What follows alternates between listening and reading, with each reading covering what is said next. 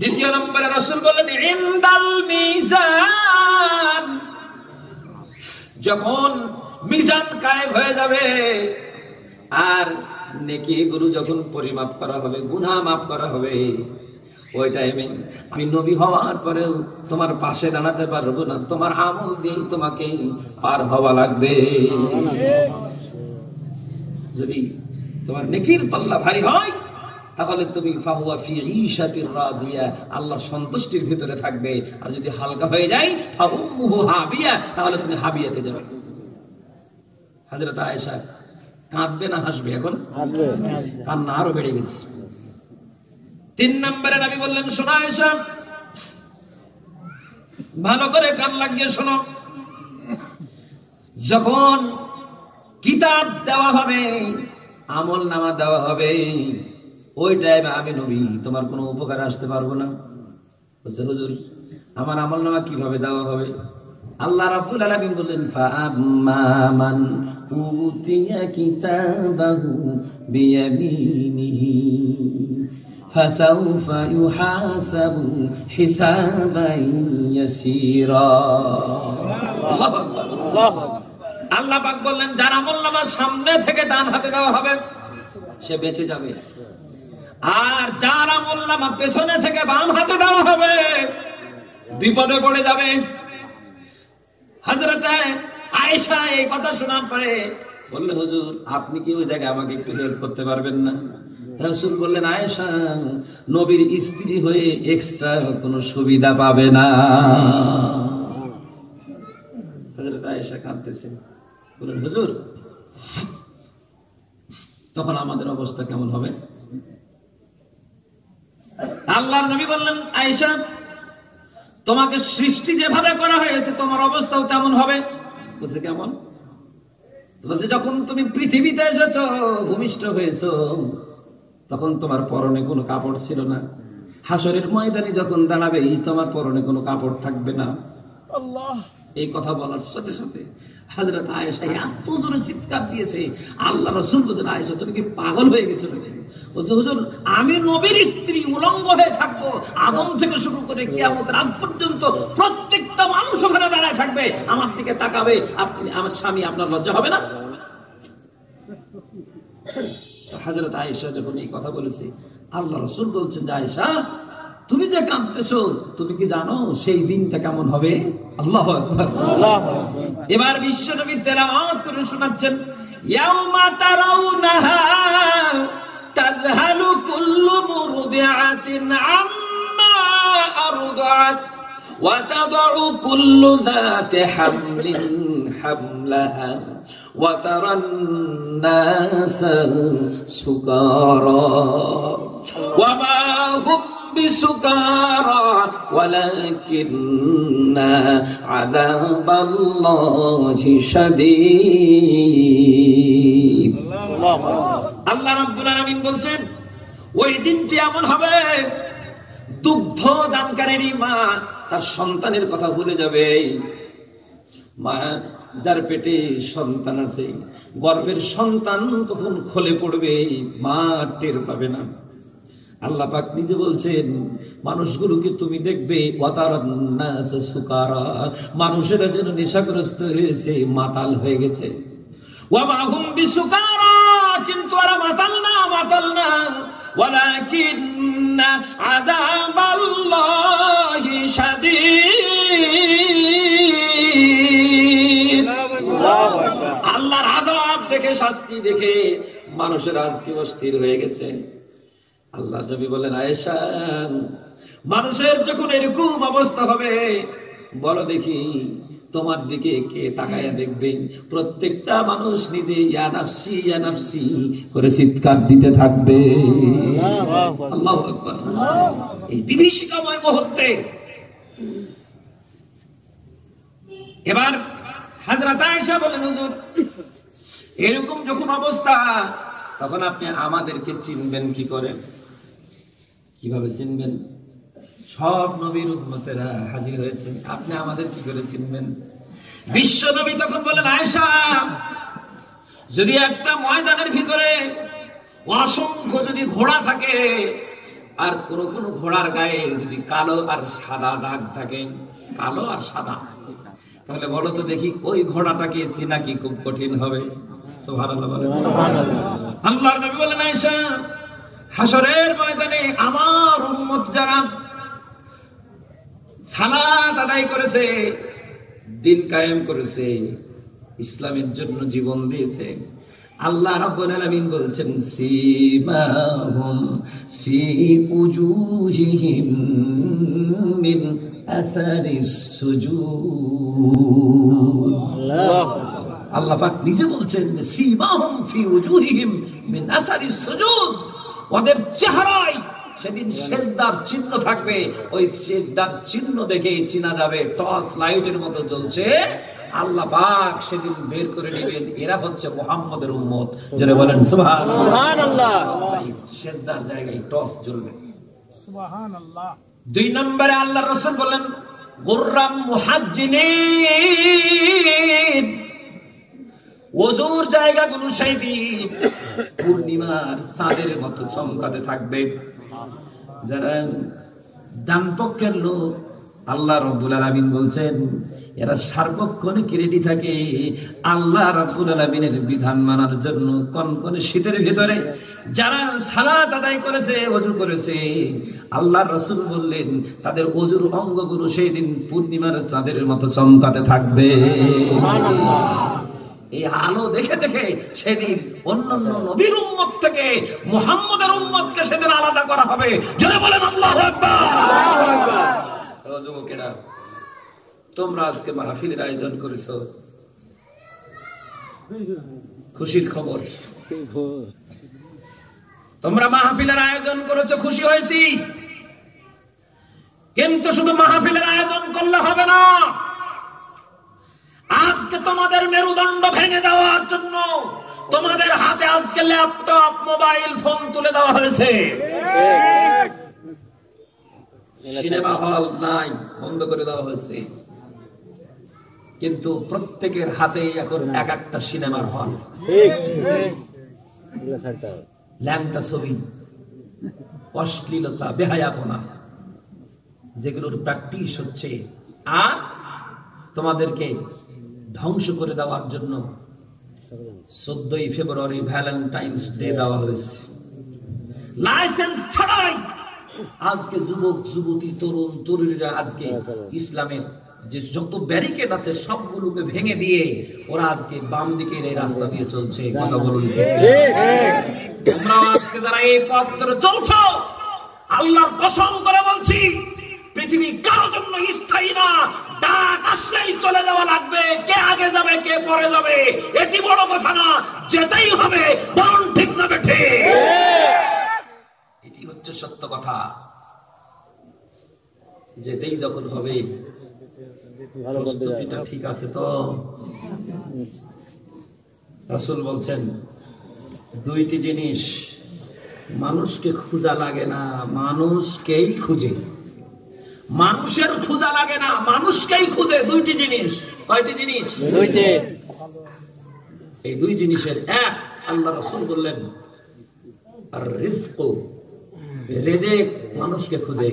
কে মানুষকে খুঁজে? রিজিক। রিজিক। 2 নম্বরে রাসূল বলেন, আল মাউতু, মৃত্যু।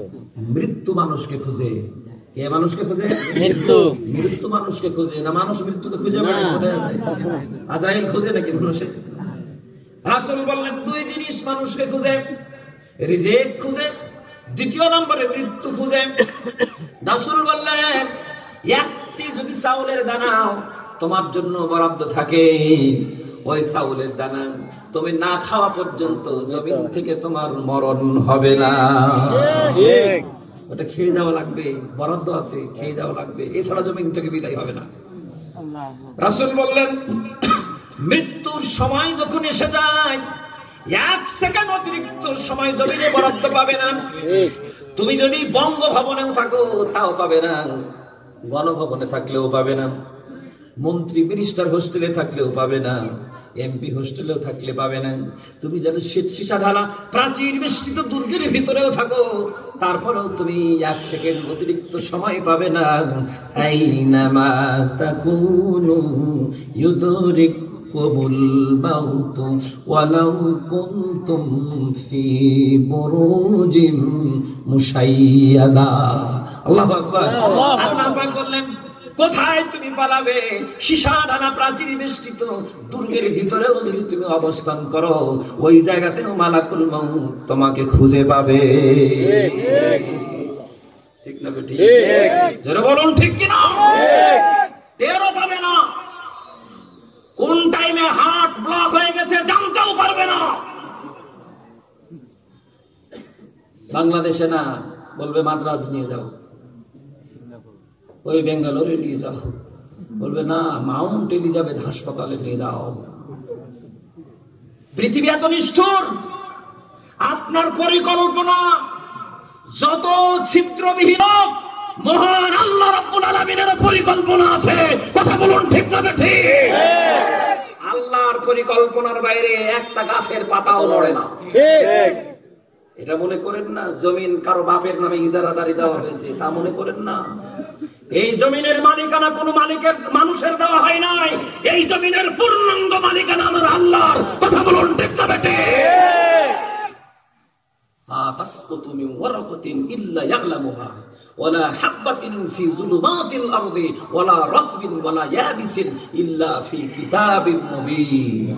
আল্লাহু আকবার, আল্লাহু আকবার। আল্লাহ পাক বলেন, আমার হুকুম ছাড়া একটা গাছের পাতাও লড়ে না। যেখানে পড়ে আল্লাহ বলেন ইল্লা ইয়ালামুহা, ওটার খবর আমি জানি। সুবহানাল্লাহ। একটা গাছের পাতাও যদি খুলে পড়ে তার খবর কে জানে? আল্লাহ জানে। তবে আপনাদের খবর মনে হয় জানে না। আল্লাহ জানে। জানে? জানে। আপনারা বিপদে আছেন, আল্লাহ জানে। জানে। জানে। জানে। তো বিপদ থেকে উদ্ধার করেন কে? আল্লাহ। আল্লাহ রাব্বুল আলামিন বললেন, শোনো, যদি তুমি ডানপন্থী হও, ডান পথ ধরে যদি তুমি চলতে থাকো, হাসরের ময়দানে তুমি এই সুযোগ সুবিধা পেয়ে যাবে। কিন্তু জমিন নামক জায়গায় ঈমান নামক সম্পদ নিয়ে তোমাকে বেঁচে থাকতে হবে। যতই বাধার প্রাচীর আসুক, সবগুলোকে ডিঙ্গিয়ে ইসলাম নামক বিধানের উপরে তোমাকে টিকতে হবে, ঈমান নামক সম্পদ নিয়ে। কথা বলুন ঠিক না বেটি? টিকতে পারলে জান্নাতে, জান্নাত। টিকতে না পারলে জাহান্নাম। রাসূল সাল্লাল্লাহু আলাইহি সাল্লামের সাহাবী হযরত আব্দুল্লাহ বিন মাসউদের কথা মনে হয়, প্রায় মনে হয়। কলিজায় কি দরদ! ও যুবক, তোমরাও তো আয়োজন করেছো। রাসূলের সাহাবীর জীবনী দেখো। 13 কি 15 বছর বয়সের যুবক আব্দুল্লাহ বিন মাসউদ, উনি ইসলাম কবুল করেছেন। রাসূলকে খুঁজছেন দারে আরকামে গিয়ে। আল্লাহু আকবার বলেন। আল্লাহু আকবার। রাসূল দারে আরকামে কোরআনের তালিম দিচ্ছেন, ইতিমধ্যে সূরা রহমান নাজিল হয়ে গেছে। আল্লাহু আকবার বলেন। হযরত আব্দুল্লাহ বিন মাসউদ ছাগল চড়াতেন, ছাগলের পাল রেখে দিয়ে রাসূলকে খুঁজতে এসেছেন মক্কার দারে আরকামে। দরজা নক হলো, দরজা খুলে দেওয়া হলো। হযরত আব্দুল্লাহ বিন মাসউদ ঢুকে গেলেন। বলছেন, আপনাকে তো আমি খুঁজছি, তোমার নাম কি? আব্দুল্লাহ বিন মাসউদ। সুবহানাল্লাহ বলেন। সুবহানাল্লাহ। কেন এসেছো? বলছে, আমি ইসলাম কবুল করতে এসেছি। সুবহানাল্লাহ। বলছে, ছোট মানুষ, তুমি ইসলাম গ্রহণ করবে? বাপ মা নাই? বলছে, আছে। তোমার অসুবিধা হবে না? বলছে, কোনো অসুবিধা নেই, আমি স্বেচ্ছায় এসেছি, আপনি আমাকে মুসলমান করেন। সুবহানাল্লাহ। রাসূল বললেন, কাছে আসো। পাশে বসে আল্লাহ রাসূল প্রাণ ভরে দোয়া করলেন। আব্দুল্লাহ বিন মাসউদ, আমি আরেকজনের জন্য দোয়া করেছি গো, তার নাম হচ্ছে আব্দুল্লাহ ইবনে আব্বাস। রাসূল বলেন, আমি ওকে দোয়া দিয়েছি, আল্লাহুম্মা ফাক্কিহু ফিদ্দীন ওয়া আল্লিমহু তাওয়ীল। আল্লাহু আকবার। আব্দুল্লাহ ইবনে আব্বাস উনি হয়েছে জগৎ বিখ্যাত মুফাসসির। সুবহানাল্লাহ। রাসূল বললেন, আব্দুল্লাহ ইবনে আব্বাস, আব্দুল্লাহ বিন মাসউদ, তুমি কি মুসলমান হবে? জি। তুমি সব বুঝেছো? আমি সব বুঝেছি, জেনেই এসেছি। সুবহানাল্লাহ। সুবহানাল্লাহ। নবীজি বললেন, তাহলে তুমি শাহাদা পড়ো। কালেমায়ে শাহাদাত পড়ে হযরত আব্দুল্লাহ বিন মাসউদ মুসলমান হলেন। এবার নবীজি বললেন, তুমি ফরজ আদায় করে ফেলেছো, ঈমান এনেছো, ফরজ আদায় হয়ে গেছে। ও আব্দুল্লাহ, এখন দ্বিতীয় নম্বর ফরজ হচ্ছে আল্লাহর কোরআন শিখা লাগবে। সুবহানাল্লাহ। দ্বিতীয় নম্বর ফরজ, এখন তুমি কোরআন শিখো, কারণ ঈমানের পরে ইসলাম শিখতে হবে, এটা ফরজ। সুবহানাল্লাহ। সুবহানাল্লাহ। হযরত আব্দুল্লাহ বলেন, হুজুর আমার করণীয় বলে দেন। রাসূল বলেন, আমার দার্সে বসে থাকো। মনোযোগ এত বেশি, নবীর দার্সের ছাত্র আব্দুল্লাহ বিন মাসউদ রাদিয়াল্লাহু তাআলা আনহু প্রাণ উজাড় করে নবীজি দোয়া করেছেন আব্দুল্লাহর জন্য। এবার আব্দুল্লাহ রাসূলের দার্সে বসে আছে, বিশ্ব নবী আল্লাহর কোরআনের সূরা আর রহমান সাহাবায়ে কেরামদেরকে তিনি শিক্ষা দিচ্ছে। আর রহমান সূরা, আল্লাহু আকবার বলেন। আল্লাহু আকবার। নবীজি স্বকণ্ঠে যখন তেলাওয়াত করলেন আর রহমান আল্লামাল কুরআন খালাকাল ইনসানা আল্লামাহুল বায়ান আশ-শামসু ওয়াল কামারু বিহুসবানিন ওয়ান নাজমু ওয়াশ-শাজারু ইয়াসজুদান। আল্লাহ। একের পর এক রাসূল তেলাওয়াত করে করে তালিম দিচ্ছেন সাহাবায়ে কেরামদেরকে। কয়েকবার শোনার পরে আব্দুল্লাহ বিন মাসউদ বলছে যে হুজুর, আমি তো প্রথম দিনের ছাত্র, কিন্তু এই সূরা রহমান আমার মুখস্থ হয়ে গেছে। সুবহানাল্লাহ। যখন হযরত আব্দুল্লাহর জীবনী পড়ছিলাম, আল্লাহু আকবার, রাসূল জিজ্ঞেস করলেন, আব্দুল্লাহ তোমার মুখস্থ হয়ে গেছে? বলছে হ্যাঁ। আচ্ছা ঠিক আছে, মাশাআল্লাহ, মারহাবা। রাসূল দোয়া দিলেন, আচ্ছা বসো। বিশ্ব নবী এবার বললেন, শোনো, কে আসো আল্লাহর কোরআনকে খানায়ে কাবার আঙ্গিনায় নেবে? দারে আরকাম থেকে কোরআনকে খানায়ে কাবার আঙ্গিনায় নিয়ে কে তেলাওয়াত করবে? আব্দুল্লাহ বিন মাসউদ বলছে, হুজুর আপনি আমাকে অনুমতি দেন, আমি তেলাওয়াত করব। সুবহানাল্লাহ। রাসূল বলছেন, ও আব্দুল্লাহ তুমি বসো, তুমি নতুন মানুষ এসেছো, অনেক পুরাতনরা আছে, ওদেরকে রাসূল বলছেন, আর কে আছো? কেউ উঠার আগে দ্বিতীয়বারে না আপনি আব্দুল্লাহ বিন মাসউদ উঠেছে, বলছে হুজুর আমি আছি, আপনি আমাকে ইজাজত দেন। 15 বছর হয়নি, 13 থেকে 15 বছর বয়স আব্দুল্লাহ বিন মাসউদ। আজকের যারা মাহফিলের আয়োজন করেছে, আমি শুনলাম এদের বয়স ওরকম 13 থেকে 15 বছর, ঠিক না? এরা সব আব্দুল্লাহ বিন মাসউদের গ্রুপের লোক, ওই ছেলে সব। আল্লাহু আকবার। একটি শপথ কবুল করো ও গো দয়াময়, দিন কায়েমের তরে আমার মরণ যেন হয়। এরা তো ওই গ্রুপেরই সদস্য, কি ঠিক না? হযরত আব্দুল্লাহ বিন মাসউদ দ্বিতীয়বার দাঁড়িয়েছেন। রাসূল বললেন, তুমি বসো না, আর কেউ আছে কিনা? রাসূল বললেন, কে আছো? বলার সাথে সাথে তৃতীয়বার আব্দুল্লাহ বিন মাসউদ দাঁড়িয়ে গেছে, বলছে হুজুর আপনি আমাকে ইজাজত দেন, আমি আল্লাহর কোরআন তেলাওয়াত করব। সুবহানাল্লাহ। রাসূলের আশিক হয়ে গেছে, কোরআনের প্রেমিক হয়ে গেছে, বলছে হুজুর আমার কিচ্ছু ভয় নাই, আপনি আমাকে বলেন, আমি ওখানে গিয়ে পড়বো, জোরে জোরে পড়বো। রাসূল বলেন, এত যখন আগ্রহ, তো যাও, আমি তোমাকে অনুমতি দিয়ে দিলাম, তুমি যাও পড়ো। এবার আব্দুল্লাহ বিন মাসউদ রাসূলের দাস ছেড়ে দিয়ে এখন গেছেন খানায়ে কাবা। সাফা পাহাড়ের পাদদেশে ছিল দারে আরকাম, ওখান থেকে অল্প একটু দূরে খানায়ে কাবা। কাবার পাশে গিয়ে এখন আব্দুল্লাহ বিন মাসউদ জোরে জোরে তেলাওয়াত করছে সূরা আর রহমান। সূরা আর রহমান একদিনে মুখস্থ। আর আমাদের কমপক্ষে 50 বছর বয়স হয়ে গেছে, অনেকে সূরা ফাতিহা মুখস্থ নেই। ঠিক ঠিক না? দুনিয়ার সব শিখেছে, কোরআন নাই, কোরআন শিখিনি। কিন্তু কত ফতোয়া, এদের ফতোয়ার ঠেলাতে ইমামও টিকে না। ঠিক, ফাতিহাই ভালো করে বলতে পারে না, আর ফতোয়ার অভাব নেই। এক এক যুক্তি দিয়ে ইসলামের ব্যাখ্যা দিচ্ছে, মনে হচ্ছে যে নতুন আবু বকরের আবিষ্কার হয়েছে। ঠিক, ডিজিটাল।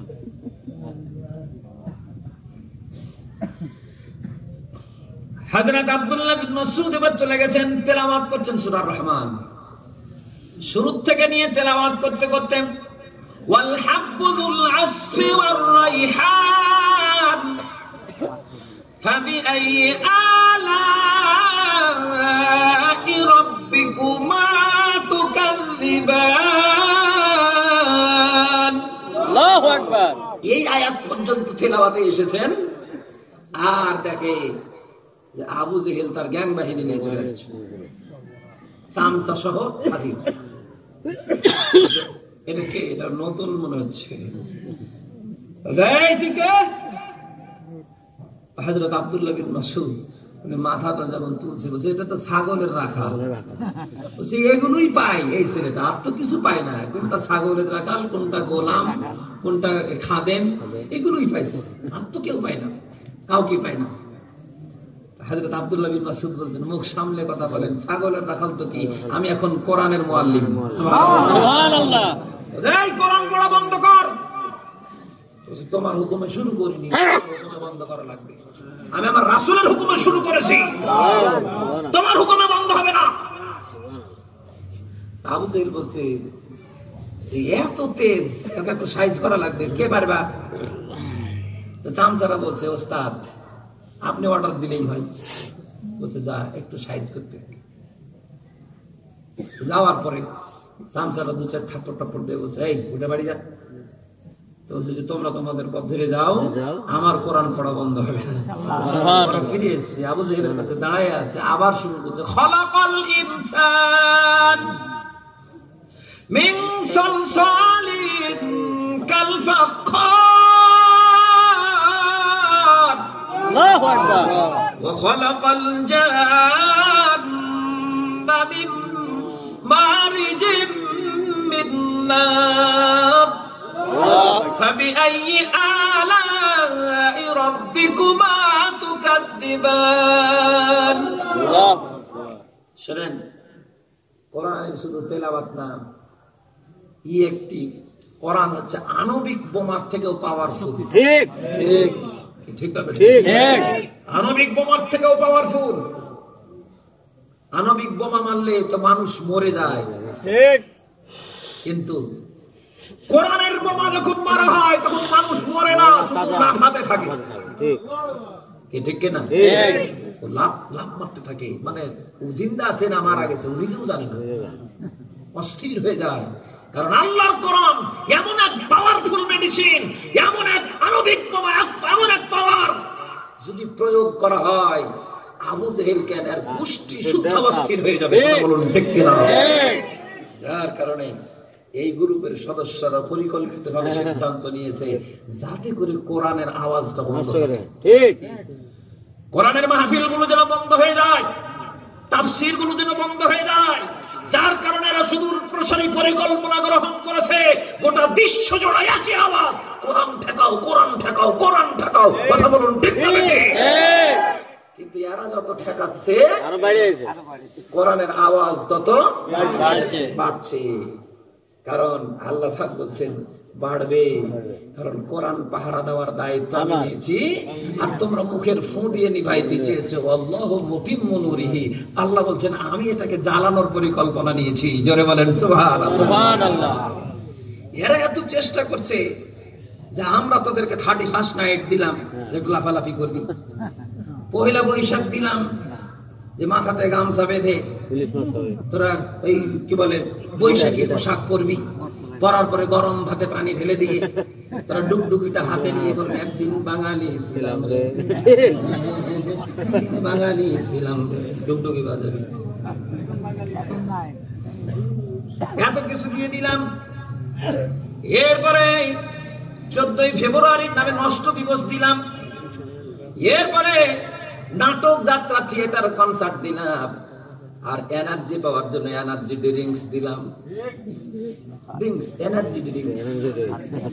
এরপরে এগুলোকে প্র্যাকটিক্যাল করানোর জন্য যত মডেল লাগে সবগুলোকে সাপ্লাই দিলাম। এক একজন চুল কাটে দেখবেন এক এক স্টাইলে, এক এক মডেলকে ফলো করে, কথা বলে এক একজন পোশাক পরে এক এক মডেলকে ফলো করে। বলছে এই মডেলগুলো দিয়েছি, পোশাক পরবি ওর মতন, চুল কাটবি ওর মতন, হাঁটবি ওর মতন, কথা বলবি ওর মতন। কে নাক পড়িয়েছে যুবকেরা এখন নাকে, কে কানে দুল মেরেছে এখন যুবকেরা নাকে দুল পরে। ওরা ওদের মতো করে চলছে, কোন আপত্তি নাই, আপত্তি নাই। কিন্তু মাথায় টুপি আর যদি দাড়ি রেখে পায়জামা পাঞ্জাবি পরে মসজিদে যায় তাহলে মনে হয় সন্দেহজনক চলাফেরা করছে, গতিবিধি সন্দেহজনক। মসজিদে যাওয়া আসা করছে কেন? গতিবিধি সন্দেহজনক। মুসলমানদেরকে সন্দেহজনক গতিবিধি বলে মুসলমানরা আক্রমণ করছে, বাড়িতে তল্লাশি করছে, খোঁজাখুঁজি করছে। কোরআনের তাফসীর জিহাদি বই পাওয়া গেছে। আজকে যার চরিত্র গঠন করার জন্য যে উপাদানগুলো প্রয়োজন, ওইগুলোকে আজকে ছেটিয়ে বিদায় করে দিয়ে চরিত্র ধ্বংস করার উপকরণগুলো সাপ্লাই দিয়ে বলছে, যুবক তোমার চরিত্র হতে হবে ফুলের মতো পবিত্র। পৃথিবীর কোনো কিছু দিয়ে যুবকের চরিত্র ফুলের মতো বানানো যাবে না, যুবতীকে সামাল দেওয়া যাবে না, যতক্ষণ পর্যন্ত আল্লাহর কোরআনের বিধান জমিনে কায়েম না হবে। যুবকের চরিত্র গঠন করতে হলে কোরআনের শিক্ষার বিকল্প নেই। যুবকের চরিত্র গঠন করতে হলে বিশ্ব নবীর আদর্শের বিকল্প নেই। কথা বলুন। নারীদের চরিত্র গঠন করতে হলে হযরত খাদিজার বিকল্প নেই। স্টার জলসা, জি বাংলা, জি সিনেমা দিয়ে নারীদের চরিত্র গঠন হয় না। এরা শুধু নষ্টামি শিখে, যার কারণে মুসলমানদের প্রত্যেকটি পরিবার এখন এক একটা জাহান্নামের আগুনে পরিণত হয়েছে। কোন পরিবারে শান্তি নাই, অস্থিরতা অস্থিরতা অস্থিরতা। কথা বলেন ঠিক না বেঠিক? হযরত আব্দুল্লাহ বিন মাসউদ ওখানে কোরআন পড়ছে, খালাকাল ইনসান থেকে আবার শুরু করেছে। আবু জেহেল শুনে বলছে যে কি ব্যাপার রে, এত স্পর্ধা কম না, ওকে আমাকে চেনে না? তোরা থাম, এবার আমি যাচ্ছি। উনি নিজে গিয়ে বাম হাতে কল্লাটা ধরে ডান হাত দিয়ে একটা থাপড় মেরেছে। যেমন মারা আব্দুল্লাহ বিন মাসউদের কান ফেটে, কান একদম রক্ত বের হচ্ছে, আর শুনতে পেরে ঝাপসা ধরে গেছে।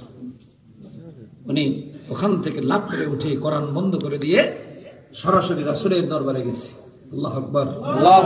রাসূল কাঁদতে নিয়ে বললেন, আব্দুল্লাহ ব্যথা পেয়েছো না? বললো, হুজুর খুব ব্যথা পেয়েছি। কানে শুনছো না? বলছে না হুজুর। রাসূল সাল্লাল্লাহু আলাইহি ওয়াসাল্লাম মুখের থুথু নিয়ে আব্দুল্লাহকে কাছে ডাকলেন, বুকের সাথে জড়ায় ধরে মায়ার পরশ বোলায় দিচ্ছেন। রাসূলের চোখ দিয়ে টপ টপ করে পানি পড়ছে।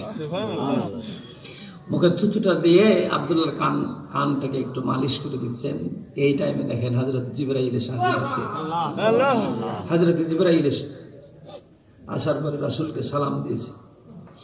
হযরত জিবরাইল বললেন, হুজুর আপনার তো মন খারাপ আমি দেখতেছি, কিন্তু আপনার জন্য একটা সুখবরও আছে। তো বলছে, কি সুখবর? বলছে, আপনার চোখের পানি আল্লাহর দরবারে মঞ্জুর হয়ে গেছে।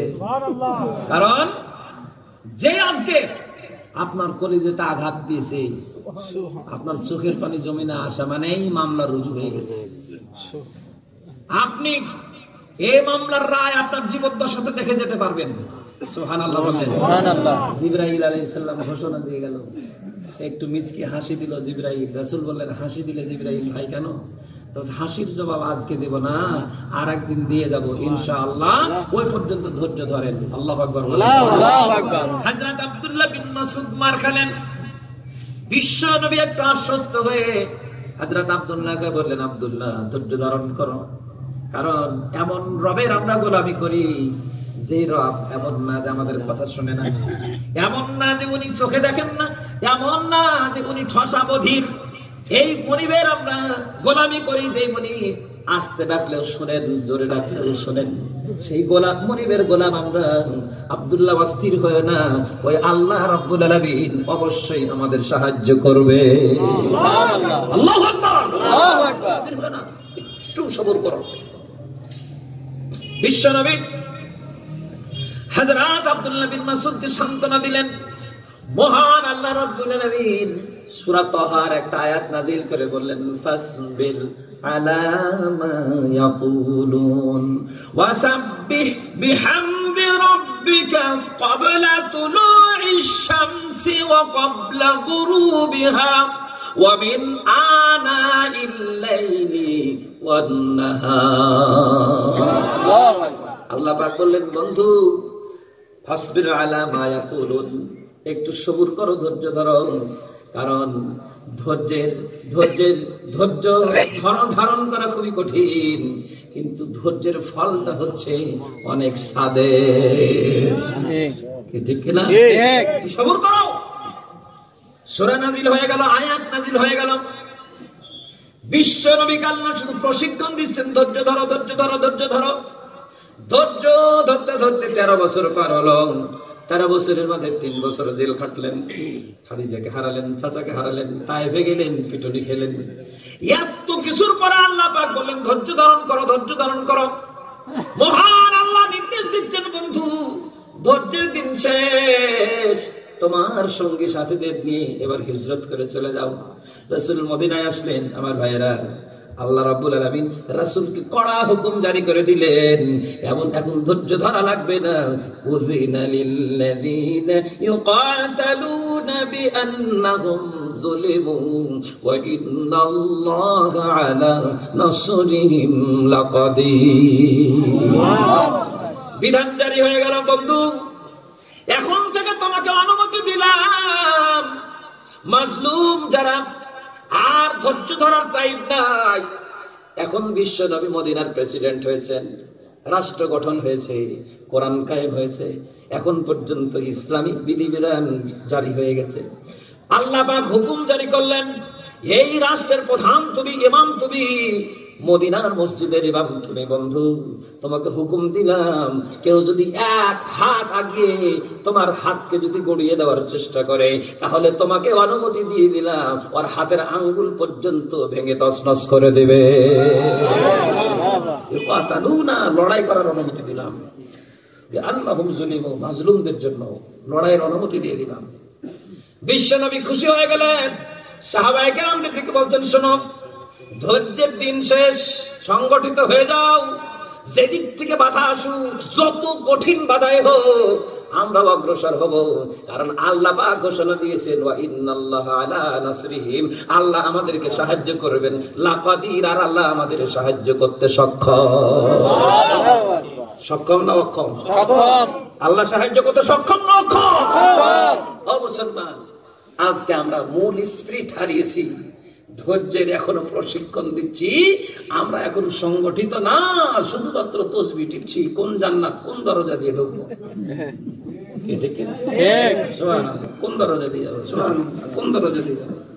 মনে হচ্ছে জান্নাত কিনে নিয়েছি, তার কাছে এমন মনে হচ্ছে জান্নাত আর বাপের ভিটা, চাইলেই পাওয়া যায়। আল্লাহ রাব্বুল আলামিন বলছেন পাওয়া যায় না। জান্নাত পাওয়ার জন্য দুনিয়াতে তোমাকে কাজ করা লাগবে। কথা বলুন ঠিক না বেঠিক? পরিকল্পনা গ্রহণ করা লাগবে জান্নাতের জন্য, কারণ জান্নাতের মূল্য অনেক বেশি। এই জমিন থেকে পরিকল্পনা করে জান্নাতের দিকে অগ্রসর হতে হবে। কথা বলুন ঠিক কিনা? আব্দুল্লাহ বিন মাসউদ তরুণদের জন্য মডেল, মনে আছে? হিজরত করে মদিনায় আসলেন, কান ফাটা মুসলমান আব্দুল্লাহ বিন মাসউদ। মুহতারাম ভাইরা আমার, ইসলামের সৌন্দর্য কোথায় আছে? আল্লাহ রাব্বুল আলামিন এক এক করে কোরআন নাযিল করে দিলেন। মুসলমানদেরকে তিনি বলছেন, ইয়া আইয়ুহাল্লাযীনা আমানু উদখুলু ফিস-সিলমি কাফা, ও ঈমানদারেরা, ইসলামের ভিতরে পরিপূর্ণ দাখিল হয়ে যাও। ওয়ালা তাত্তাবিউ খুতুওয়াতিশ শাইতান, শয়তানের পদাঙ্ক অনুসরণ করো না। কারণ মুসলমান যারা তারা শয়তানের পদাঙ্ক অনুসরণ করবে না। মুসলমান যারা তারা দুইটি পদাঙ্ক অনুসরণ করে। বলেন কয়টি? দুইটি। জোরে বলেন কয়টি? দুইটি জিনিস মানবে। এক নাম্বার, ইত্তাবিউ মা উনজিলা ইলাইকুম মির রাব্বিকুম, কোরআনকে অনুসরণ করবে। দ্বিতীয় নম্বরে, ফাত্তাবিউনি ইউহিব্বুকুমুল্লাহ, আল্লাহ পাক বলে দিয়েছেন রাসূলকে অনুসরণ করবে, তাহলে আল্লাহ মুমিনদের ভালোবাসবে। সুবহানাল্লাহ। মুমিনরা দুইটা জিনিস অনুসরণ করবে, এক নম্বর কোরআন, দুই নম্বর রাসূল। কথা বলেন ঠিক না বেঠিক? যদি জমিনে মুক্তি পেতে চান, কোরআনের কাছে ফিরে আসুন। লারে লাপ্পা জীবন বাদ দেন, খাও দাও ফুর্তি করো, দুনিয়াটা মস্ত বড়, আগামীকাল বাঁচবো কিনা বলতে পারো। গাঁজা, হিরোইন, ট্যাবলেট, এরপরে ইয়াবা বাবা খায়া খায়া মরো, স্লোগান দিতে থাকেন, জীবন ধ্বংস হয়ে যাবে। জাহান্নাম ছাড়া নসিবে কিছুই জুটবে না। এই গ্রুপের সদস্যের সংখ্যা কম না বেশি? এখন এই দিকের বাম দিকের বাম গ্রুপের সদস্য সংখ্যা বেশি। কম না বেশি? এটা যদি প্রমাণ দিতে চান, স্কুল, কলেজ, বিশ্ববিদ্যালয়, এমনকি বিভিন্ন পার্ক, বিনোদন কেন্দ্র, এমনকি পদ্মা, পর্দা মানে ঢেকে রাখা। সেই পর্দা কত বেপর্দা, খালি জায়গায় দেখেন। সুস্থ মস্তিষ্কের কোন মানুষ ওখানে দাঁড়িয়ে থাকতে পারবে না। কথা কোন অশ্লীলতার এখন প্রতিযোগিতা চলছে, প্রত্যেকটা ঘরে ঘরে অশ্লীলতার প্রতিযোগিতা চালু হয়ে গেছে। কে কত ওপেন হতে পারে এই প্রতিযোগিতা চলছে। কে কত ইসলাম বিদ্বেষী হতে পারে প্রতিযোগিতা চলছে। আজকে উপর থেকে নিচ পর্যন্ত সকলেরই একই টার্গেট, ইসলামের ব্যারিকেড গুলো ভেঙে দাও, ভেঙে দাও, ভেঙে দাও, ভেঙে দাও। ভেঙে দিচ্ছে ব্যারিকেড, কিন্তু মোনাজাতে হাত তুলে বলছে আল্লাহুম্মা ইন্না নাসআলুকাল জান্নাতাল ফিরদাউস। আল্লাহ, আমরা জান্নাতুল ফিরদাউসটা চাই। আল্লাহ বলেন পাজি হাতটা নামা, কারণ এই হাত দিয়ে জান্নাত চাওয়া মানাই না। কথা বলেন ঠিক না? হাত সরান।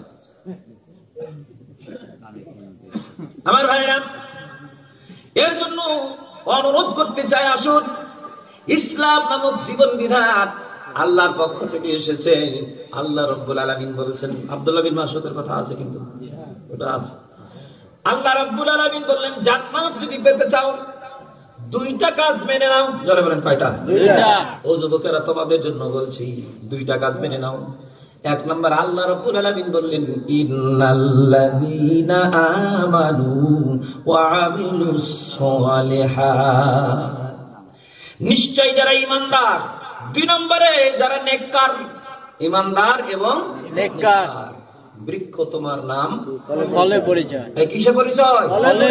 ফল। ফল নাই কিন্তু বৃক্ষ, ওই গাছের মূল্য আছে। আমরা এখন ফলবিহীন বৃক্ষ। সব ধর্মের মানুষকে চিনা যায়। ইহুদিদের চিনবেন, খ্রিস্টানদের চিনবেন, বৌদ্ধদের চিনবেন, হিন্দুদের চিনবেন, সব আলাদা আলাদা। ধুতি পরা দেখলে মুসলমান নাকি? কি হিন্দু? যারা বলেন হিন্দু। গলায় পয়সা পরে, গেরুয়া পোশাক পরে, নেড়া, ওরা কারা? ওরা কারা? বৌদ্ধ। এরপরে পুরুষ ঝুলিয়ে গলাতে ঘুরতেছে, ওরা কারা? খ্রিস্টান। তাই করে বাবু সাহেব ঘুরতেছে, ইহুদি। কথা কোন ঠিক কিনা? সব ধর্মের মানুষ চেনা যায় প্রত্যেকের। এমনকি দেখবেন শিখ ধর্মের যারা, ওরা যদি কবরেও যায় তাও পাগড়ি পরে যায়। ঠিক কিনা? ওদের বেটা ছেলে বেটি ছেলে সবাই পাগড়ি দিয়ে ঘুরে। এমনকি ক্রিকেট খেলছে, তারপরে মাথায় পাগড়ি। ঠিক কিনা? ওরা পাগড়ি বেঁধেই থাকে সবসময়। সব ধর্মের মানুষ চেনা যায়, কিন্তু মুসলমানদেরকে এখন চেনা যায় না। কারণ মুসলমানের লেবাস এখন, মুসলমানের চরিত্র এখন খাটাসের মতো। খাটাস কি বলে? রং পাল্টাই। মুসলমানের নিজস্ব কোন রং নাই, শুধু পাল্টায়। মেয়েরা যখন মিলাদে যায় তখন পোশাক একরকম, যখন তাফসীর মাহফিলে যায় তখন আর এক রকম, যখন অফিসে যায় তখন আর এক রকম, হাটে বাজারে যাই তখন আর এক রকম, গায়ে হলুদে যাই তখন আর এক রকম, যখন বিয়ের অনুষ্ঠানে যাই তখন কথাই নেই, আর এক রকম। ঠিক না? যেটা বোরখা পরে মাহফিলে যাই ওটা বলছে সরা বোরখা, একদিনের বিয়ে। ঠিক না? একদম একাকার, চিনাই যায় না যে এটা সখিনা দিদি। বুড়ি হয়ে গেছে, তারপরে লিপস্টিক মারতেছে আলকাতরা, আর গালে মারতেছে ফেস পাউডার, হাত পা ঘন্টা পড়ে আছে, কিন্তু চেহারাকে ভূত বানাই ফেলছে। আছে না? নাই? আছে। বেশি দূরে না, আপনার বাড়িতে আছে। চিনা মুশকিল। প্রতিযোগিতা চলছে, কে কত পারো। ব্যারিকেড ভাঙো, ব্যারিকেড ভাঙো। যত ব্যারিকেড ভাঙে তত বিপদে পড়ে। নিজেও নিজেকে রক্ষা করতে পারছে না, বেটিকেও পারছে না, বেটাকেও পারছে না, হাজবেন্ডকেও পারছে না। সব এখন বিপদে পড়েছে। কথা বলেন ঠিক কিনা?